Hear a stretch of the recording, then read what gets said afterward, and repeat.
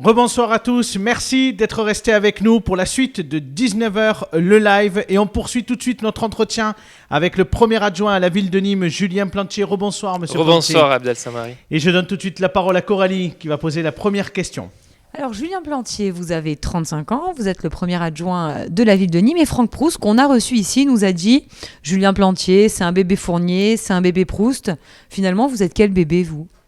Je suis l'enfant de mes parents. Dans la vie civile. Vous savez, j'ai toujours du mal avec ce type de dénomination et d'expression.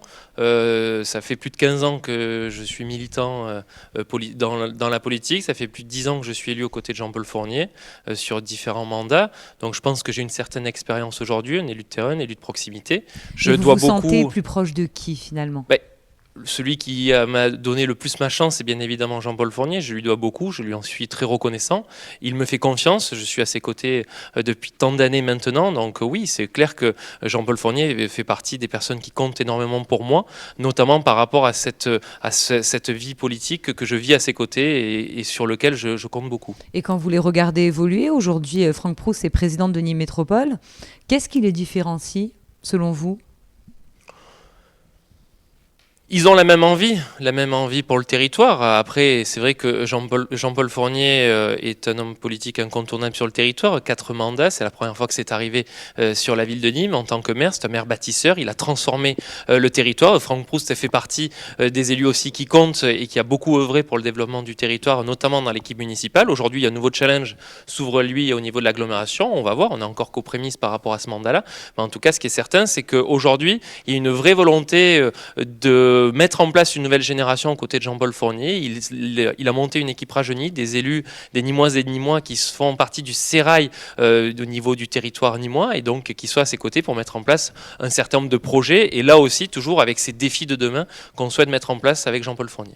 Alors vous parliez de challenge, il y a un des challenges où votre nom circule beaucoup, c'est celui des départementales, des prochaines échéances départementales. Est-ce que ça vous fait vraiment envie ? Écoutez, aujourd'hui, on est dans une situation sanitaire sans précédent sur le territoire national et encore plus, on le voit dans le cadre du reconfinement sur le territoire gardois. On fait partie des départements les plus touchés par cette épidémie. Donc aujourd'hui, on est vraiment dans une gestion de crise quotidienne. Oui, à partir du moment où on s'engage en politique, c'est aussi parce qu'on a envie de faire avancer les choses, de faire avancer les territoires. Aujourd'hui, ça fait plus de 10 ans que je suis élu aux côtés de Jean-Paul Fournier, toujours sur des scrutins de liste. Il y a une volonté aussi pour ma part de me présenter un jour sur mon nom. Peut-être que ça sera demain dans le cadre des départementales, peut-être que ça sera sur d'autres scrutins. Mais en tout cas, ce qui est certain aujourd'hui, c'est une vraie volonté d'œuvrer au service des Nîmoises et des Nîmois, au service des administrés, parce que lorsqu'on fait de la politique, il faut aimer les gens, il faut aimer rendre service, il faut aimer être au contact de la population, et c'est quelque chose, une mission fort épanouissante. Mais quel canton vous fera envie ? C'est pas une question d'envie. Aujourd'hui, on est dans un cas de figure. On va parler clair. Il y a des territoires qui sont différents. On va parler clair. Ça a été fortement évoqué précédemment dans vos émissions ou bien dans vos pages web. Oui, il y a une volonté aujourd'hui de me présenter sur le premier canton si les élections ont lieu au mois de mars prochain ou prochainement. Alors on rappelle que sur ce canton, c'est Thierry Procida qui est élu, qui est le président du groupe centriste mais c'est indépendant surtout, moi, ce que qui est l'allié de Laurent Burgoa. Ce que j'aime à rappeler, c'est que c'est un canton qui est historique pour notre famille politique. Jean-Paul Fournier l'a gagné en 1988 dans un contexte très particulier. Et c'est un canton, pour moi, sur lequel il faut surtout qu'on soit présent parce que voilà, c'est un héritage aussi de Jean-Paul Fournier. Vous parliez d'un potentiel candidat sortant, Thierry Procida. Je vous tiens à rappeler quand même qu'il était candidat face à Jean-Paul Fournier, notre équipe, sur les Yvan Lachaud. Donc, oui, il a quand même voté après pour Jean-Paul Fournier. Oui, mais après, vous savez, rentrons pas dans les politico-politiciens, dans mais ce si on prend débat-là. Un petit peu de hauteur, est-ce qu'il n'y a pas un risque sur le canton 1 de se retrouver avec un candidat Les Républicains, un candidat centriste et finalement de faire le jeu de la gauche? Écoutez, on n'est pas dans un débat politico-politicien. Aujourd'hui, je vous le dis, aujourd'hui, la priorité n'est pas là. Pour autant, il y a une vraie volonté que notre famille politique soit présente sur ce canton. C'est le canton le plus urbain du département. Je vous l'ai dit, il est historique pour Jean-Paul Fournier. Ça a été la première fois qu'il était élu sur son nom en 1988. Donc, il y a une vraie volonté un petit peu d'être dans cette démarche-là. Plantier, ça, on l'a compris. C'est parce que vous dit Abdel. Oui, vous dit, est-ce que c'est franchement responsable aujourd'hui d'avoir 2 candidats de droite sur ce canton? Est-ce que c'est pas le donner à la gauche ou au Front National, au Rassemblement Il National? y a une élection avec un débat démocratique, il y a un tour, il y a un deuxième tour, on verra à ce moment-là comment les choses se passent. Aujourd'hui, il y a une volonté de mettre en place des candidats majorité municipale, qui sont estampillés majorité municipale, parce qu'on voit très bien que les missions du département, elles ne sont pas forcément comprises aux yeux de tous, et donc il y a une vraie volonté de mettre à la fois une action municipale au service d'une action départementale. Qu'est-ce que vous voulez apporter? Si aujourd'hui vous étiez élu au conseil départemental, sur quel levier vous voudriez agir? Mais, Pourquoi vous voulez être élu départemental? pour que Nîmes soit représenté au niveau du département. Aujourd'hui, on le voit, il y a une majorité socialo-communiste qui est là depuis un certain nombre d'années, hein, c'est clair. Aujourd'hui, la majorité municipale depuis 2001 n'a jamais eu Oui, mais une au-delà de place dans l'affichage politique l'exécutif. au niveau des compétences, qu'est-ce que vous aimeriez faire avec cette collectivité? On le voit aujourd'hui, dans la crise sanitaire dans laquelle on sait très bien que le département est très compétent au niveau de l'action sociale et de l'appui au niveau de l'accompagnement au niveau des personnes. Donc là aussi, je trouve qu'aujourd'hui, malheureusement, ça manque de concertation, ça manque d'unité par rapport à cela, et donc c'est d'utiliser les compétences du département au service du territoire. C'est-à-dire de concertation entre qui et qui? Au niveau, entre le département et la ville de Nîmes, par exemple, Pour par faire rapport à quoi, cela. oui, concrètement? Mettre en place des politiques publiques au service du Mais territoire et au lesquelles? service des administrés. Mais Mais on le le voit par diable rapport à se cache ça. dans les détails. Hein. Comment? Le diable se cache oui, dans non, les vous avez détails. raison. Mais c'est sur l'accompagnement des personnes vulnérables. On le voit par rapport aux personnes handicapées. On sait très bien que le département est très en pointe par rapport à cela. Donc c'est là Il aussi. n'est pas en pointe, c'est sa compétence. Hein, de C'est sa payer la compétence, notamment. sa compétence obligatoire, on le sait. Donc c'est vraiment, voilà, être là-dessus, sur l'accompagnement au niveau social, on le voit par rapport au territoire nîmois, par exemple. Avant les échéances départementales qui auront lieu effectivement en 2021, en mars, en juin, on ne le sait pas vraiment encore pour le moment. Par contre, à la fin du mois de novembre, il va y avoir une élection au sein du conseil départemental pour élire un nouveau président. Vous y étiez plutôt hostile à ce stade de présenter un candidat de droite. Finalement, le bureau Les Républicains a choisi, contre l'avis du maire de Nîmes, Jean-Paul Fournier, finalement de présenter un candidat de droite. Et Christophe Riveng nous l'a rappelé ici qu'il souhaitait ardemment qu'il y ait un candidat de droite qui se présente. Est-ce que vous y êtes aujourd'hui plutôt favorable ? Je fais partie de ceux qui étaient opposés à cette proposition-là. On a eu une discussion au sein du bureau politique des Républicains au niveau départemental. C'est normal que chacun n'ait pas un même avis. Et qu'il y ait du débat. Et qu'il y ait du débat. Il y a des divergences d'opinion. Pour autant, on fait partie d'une famille politique. Une majorité a émergé pour qu'on puisse présenter un candidat. Je vais vous expliquer pour quelles raisons j'étais contre le fait de présenter. Et bien évidemment, j'abondais dans le sens de Jean-Paul Fournier par rapport à cela. Aujourd'hui, il y a un risque très clair de trouver des alliances de circonstances avec d'autres familles politiques. Le Rassemblement national. Par rapport au Rassemblement national, tout à fait, où on aurait pu peut-être bénéficier de voix d'opposants politiques pour gagner et peut-être même qu'ils seraient tombés dans ce jeu-là, dans ce travers-là. De plus, on est, je l'ai dit tout à l'heure, par rapport à un héritage socialo-communiste depuis des décennies, depuis presque la création du département. Donc aujourd'hui, assumer un héritage d'opposants politiques pour une période très courte, soit 3 mois, soit 6 mois, je trouve que c'était assez hasardeux. Pour ma part, je pense que le meilleur débat démocratique, la meilleure alternance politique, elle sera dans les urnes au niveau du renouvellement de cette assemblée délibérante. Est-ce que vous faites confiance en votre famille politique ou parce que vous vous dites peut-être que le candidat serait tenté de discuter avec des élus du Rassemblement national? Parce que c'est ce qu'on sent. Les élus du Rassemblement national, ils vont pas voter un candidat de droite pour se faire plaisir. Est-ce que vous craignez des prises de contact, des négociations? Moi, j'ai donné mon avis, on a été certains à le partager. Après, les conséquences, on les verra. Je vais Mais c'est pas ce qu'on commenter. sent dans votre discours qui est sous-jacent un peu. Mais oui, il y a une crainte, bien sûr, c'est bien pour ça, c'est une inquiétude par rapport à cela. Je pense que c'est hasardeux de présenter un candidat pour cette raison-là. Qu'un Après, je élu vais pas de faire droite de pourrait politique discuter fiction. avec des élus du Rassemblement national. Oui. Vous avez des preuves? Vous savez si ça non, se passe mais ou... pas du tout. On verra dans quelle mesure cette élection se fera. En tout cas, pour ma part, ce sont les principes selon lesquels, pour moi, il n'y a pas de débat par rapport à cela. Après, comme je vous ai dit, c'est une opinion personnelle. Certains l'ont partagé, d'autres étaient contre. C'est tout à fait normal. Et on est dans un débat démocratique, même au sein de notre famille politique. Bon. C'est tout à fait normal. Maintenant, le bureau politique, les Républicains a tranché. Il y aura un candidat qui sera présenté. On a le sentiment qu'il y a 2 candidats aujourd'hui qui sont un peu dans la shortlist. C'est Frédéric Gras, le maire de Saint-Césaire-de-Gosignan, et Richard Tiberino. Vers qui votre cœur balance ?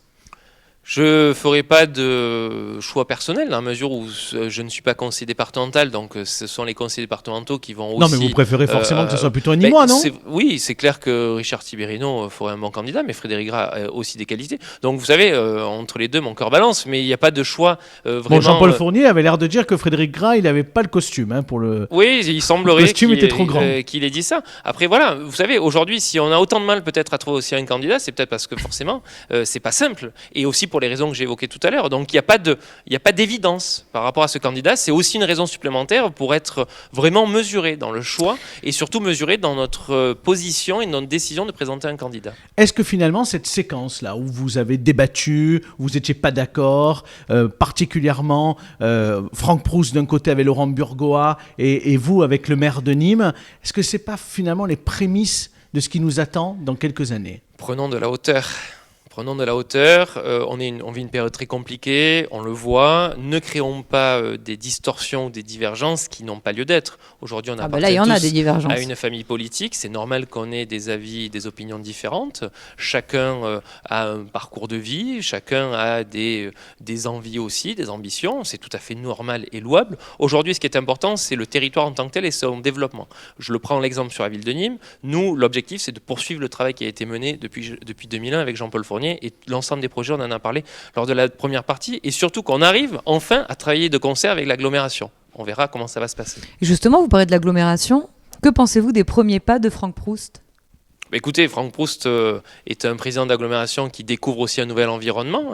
Ça fait quelques semaines maintenant qu'il est à la tête de cette belle agglomération. Il hérite malheureusement, je pense, d'une situation un petit peu compliquée. On a eu de cesse de le dénoncer pendant 6 ans sur les bancs de l'Assemblée communautaire. On était bien seul lors de la gouvernance d'Yvan Lachaud de dénoncer la situation financière. Donc aujourd'hui, il y a un constat qui a été établi. Le conseil que j'ai pu donner à Franck et que Jean-Paul Fournier a pu aussi lui donner, c'est de passer dans une autre phase de perspective, d'avenir, de projet. Et là-dessus, on sera attendu aussi. Il était trop revanchard Non, pas du tout. Mais c'est juste que voilà, il y a eu un constat qui a été établi d'un point de vue financier, et c'est clair que là, ce qu'on vous demande, c'est votre sentiment personnel vis-à-vis de Franck Proust. Est-ce que c'est un bon président ? J'essaye de vous le donner. Je vous le donne. Je sais que j'ai pas dû comprendre. Non, je vous dis. Aujourd'hui, j'ai pas compris votre sentiment personnel. Il est trop prématuré pour donner une moindre impression par rapport à cela. En tout cas, il y a de l'envie, il y a du courage parce que c'est pas simple. On le voit aujourd'hui, et surtout, on voit que l'objectif, c'est d'unifier ces 39 communes. Et ça, c'est clair que c'est un rôle assez ingrat par rapport à cela. Merci beaucoup, Monsieur Plantier, Merci d'avoir beaucoup, répondu à cette nouvelle séquence d'interview. Vous restez avec moi jusqu'à la fin de l'émission ? Avec plaisir. Allez, je vous propose de découvrir tout de suite la minute reconfinement. Thierry Allard, notre journaliste à Bagnols-sur-Cèze, est à nouveau confiné chez lui. Ce soir, il nous propose un bon plan en ligne issu d'un jeu de société que tout le monde connaît, le Scrabble. Comme lors du premier confinement, Objectif Gare a choisi de ne pas vous laisser tomber et au contraire de vous aider à passer ce cap en vous proposant chaque jour un petit conseil culture et divertissement. Aujourd'hui, un jeu en ligne adapté d'un jeu de société bien réel, Scrabble Go. Quoi de mieux qu'un bon vieux jeu de société et même un Scrabble pour passer le temps ? Seulement voilà, en cette période de confinement, vos partenaires de jeu habituels ne sont pas toujours disponibles et ça peut se comprendre. Pour pallier ce problème, vous pouvez télécharger Scrabble Go sur votre tablette ou votre smartphone, où on y retrouve tout ce qui fait le charme du Scrabble avec, détail important, la possibilité comme en vrai d'échanger avec votre partenaire de jeu en temps réel via une messagerie. Autre détail important, votre cousin par exemple, qui a l'habitude de tricher régulièrement lors des parties de Scrabble en posant des mots suspects et en vous affirmant qu'ils sont valides, ne pourra pas le faire puisque là, pour pouvoir jouer un mot, il faut qu'il soit reconnu valide par le jeu et donc dans le dictionnaire. Donc vous pouvez passer beaucoup de temps sur Scrabble Go, d'autant que l'application comporte de nombreux modes et défis, et autant vous le dire, c'est addictif, mais on va se le dire en face, c'est pas forcément la pire des façons de passer son temps sur son smartphone. Scrabble Go est disponible gratuitement sur Android et iOS.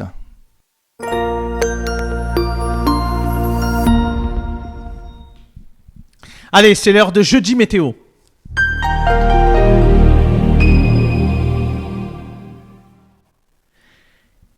Et on accueille tout de suite en plateau Julien Sugier, le fondateur de Météo Gare. Bonsoir Julien. Bonsoir Abdel, bonsoir à tous. Comment ça va, Julien? Bah, ça va très bien. Bon, on est ravis de vous avoir avec nous ce soir sur notre plateau. Alors, on voulait vous interroger déjà sur notre temps de ce week-end, parce que moi, j'ai parcouru un peu Internet aujourd'hui, notamment la page Facebook Météo Gare, et j'ai cru comprendre qu'il allait pas faire très beau ce week-end. Ah non, en effet, ce week-end, un temps très humide s'annonce sur le département, avec notamment un épisode Cévenol. Ah oui, Donc avec des pluies samedi. on le voit en image, hein, effectivement. Voilà, donc la carte des cumuls qui s'affiche à l'écran. Donc avec des pluies dès samedi en matinée sur les Cévennes. Sur les Cévennes gardoises plutôt en milieu de journée de samedi. D'accord. Avec des pluies donc, qui vont s'intensifier en cours d'après-midi et jusqu'en début de matinée de dimanche. Bon, est-ce que, Julien, il y a un risque de revivre ce qu'on a vécu en septembre, ou ça va être d'une intensité moindre? Alors, normalement, ça doit être d'une intensité moindre parce qu'on attend un épisode vraiment classique, donc vraiment axé sur les Cévennes. D'accord. Donc, avec un risque de débordement sur le Piémont, notamment Alès, Quissac. Vigilance et les cours d'eau, peut-être, alors. Voilà, il faudra surveiller les cours d'eau qui sont en aval. Et Mais il me semblait que les épisodes Cévenol, du coup, c'était plutôt vers le mois de septembre, un peu début octobre. Là, finalement, on a à nouveau un épisode sur le mois de novembre. Est-ce que c'est normal par rapport à d'autres années? Alors, la saison propice aux épisodes Cévenol, c'est surtout à la fin de l'été. D'accord. Jusqu'en novembre, même, on a déjà eu des épisodes début décembre. Ah oui. Donc, on est en novembre, donc c'est quand même classique.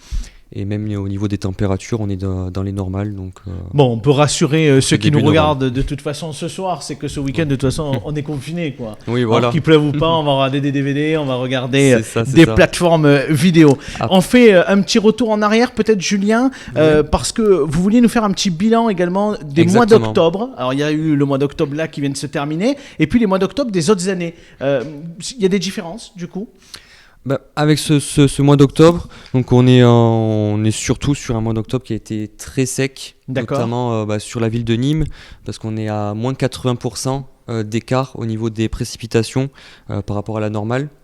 Donc sur la capitale nîmoise, au mois d'octobre 2020, donc il est tombé 27 mm de précipitations. Et, Donc c'est très peu, en fait. c'est très peu, parce que sur la moyenne, donc sur la moyenne des 30 dernières années pour un mois d'octobre, Oui. on est à 119 mm. Ah oui, effectivement. Donc c'est très peu. Ouais. On l'explique, il y a quelque chose qui est le réchauffement climatique, autre chose qui pourrait l'expliquer ou pas vraiment? Je pense que le réchauffement climatique n'y est pas pour rien. Mhm. Après, il y a des années où il y a moins de précipitations, d'autres où il y en a plus. Mais Et c'est qui vrai peuvent que se décaler aussi peut-être dans le temps. Peut-être que c'est pour ça que là on en aura peut-être plus sur novembre. c'est vrai que oui, du coup. Bon, Julien, merci beaucoup en tout cas. Merci à vous. Hein, ça nous a fait très plaisir de vous avoir avec nous sur le plateau. Vous Ça m'a fait revenez plaisir bientôt. aussi, avec plaisir. Hein, vous nous referez de temps en temps le point sur le temps, les intempéries, et nous raconter un peu l'histoire aussi du temps dans le Gard. C'est intéressant. Très bonne soirée à vous. Allez, Bonne à soirée. suivre sur Objectif Gare. Ce vendredi à 7h, notre rédaction vous proposera un fait du jour consacré aux établissements hôteliers. On a peut-être tendance en fait à l'oublier, hein, mais les hôtels sont toujours ouverts malgré le confinement. Ouverts mais vides ou presque. Alors même si ce mois de novembre est traditionnellement peu favorable pour la profession, ce deuxième confinement de l'année vient impacter durablement les hôtels. La suite, on vous la raconte demain à 7h sur Objectif Gare. Alors c'est presque la fin de l'émission, mais on voulait quand même faire un tout petit clin d'œil parce que nous aussi on a un bébé. Notre bébé c'est Objectif Gare, le magazine. Il sort demain dans tous les kiosques du département. Et donc voilà, on vous l'a mis en affiche du coup pour que vous puissiez découvrir l'affiche du prochain numéro d'Objectif Gare, le magazine, avec Patrick Timsit qui nous rappelle le bonheur d'être confiné dans le Gard. Merci à tous d'avoir suivi ce nouveau numéro de 19h le live. Je voudrais remercier Romain Curat comme chaque soir pour la réalisation de cette émission. Remercier notre rédaction qui s'est mobilisée une nouvelle fois ce soir pour vous proposer cette heure d'information en direct.